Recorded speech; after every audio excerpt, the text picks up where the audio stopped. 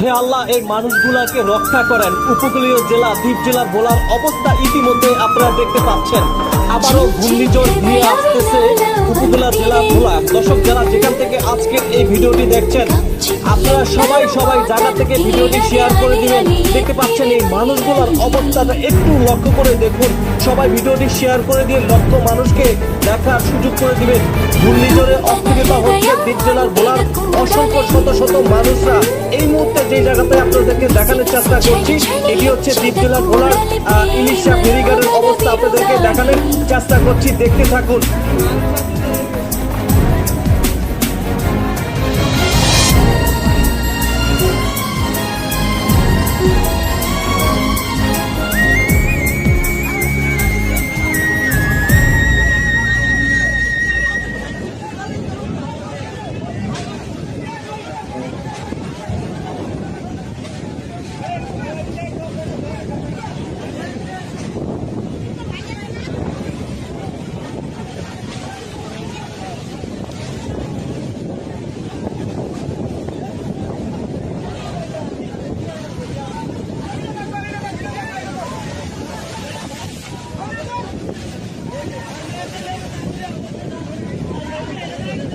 আর no করে তো line